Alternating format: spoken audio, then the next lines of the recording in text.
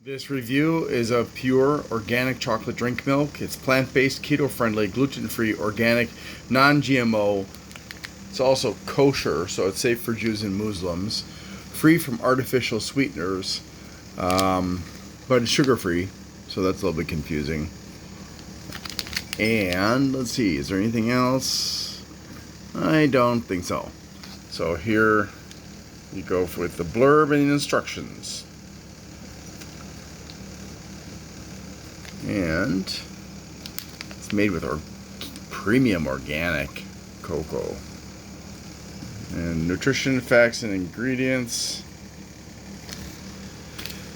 I've never seen this before. Happened to be at one of those places that buys Amazon stuff that Amazon's trying to get rid of by the pallet, and then they sell it for like anywhere from $5 on down. Even if it's worth more than $5, since it went on a pallet, that's what it gets sold for, $5 or less. Pretty lucrative business if you've got the thousands of dollars necessary to buy a pallet. So I'm going to be using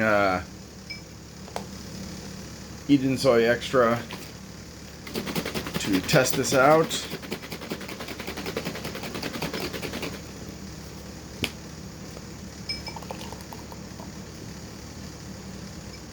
Do keep in mind, of course, that what we're doing here is we're consuming two highly processed foods, and we'd be better off going with regular cocoa powder at the least. Alright, it says 2 teaspoons. I'm going to just put in that much. That's a tablespoon plus. That's like 2 tablespoons.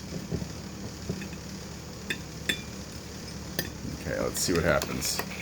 See what the magic is.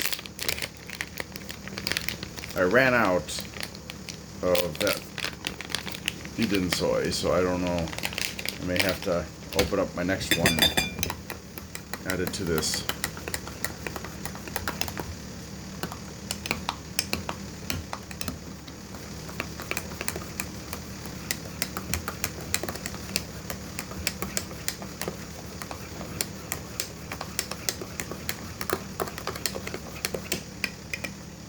Okay, well, it's really not mixing very easily. Unsurprising. Cocoa powder tends not to do that, especially with colder liquids. But I would suggest that with this, that when you are going to make it, that you fill your cup just maybe halfway. That way you have plenty of space to work on getting this all mixed together. Or, you know, you could put it in your personal blender if you've got one of those. That'll certainly break down all these little bubbles of dry powder.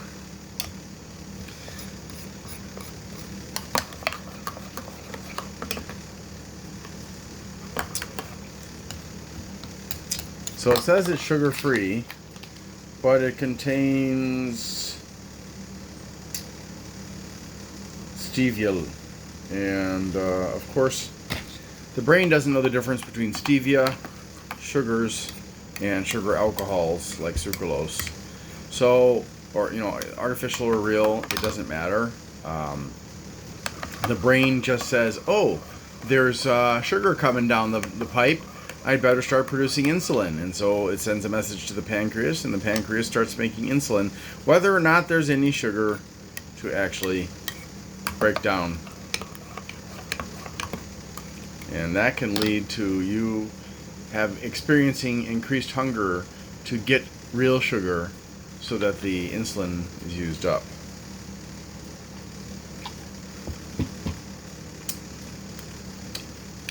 Well, that's pretty sweet, not terribly chocolatey. And although I think I had close to 8 ounces in here, it's, well, let me just put it this way. There's an imbalance between the cocoa and the stevia. And then, of course, they felt it necessary to put in xanthan gum and acacia gum in order to thicken this. I really just hate that. It's not necessary. So there's not enough cocoa and there's too much stevia, is what I'm trying to say here. So I used way more than what it says, and I'm still getting way more of a sweetness flavor than a cocoa flavor. So honestly, for me, this is disappointing. You know, I was hoping for a nice balance between the chocolate and the stevia, and that's just not that what's happening. So I'm sure lots of kids are going to love it, especially since it tastes really sweet if you add extra of it. But for me, nah, I'll give it a 5. Thanks for watching, and I hope you have a great day.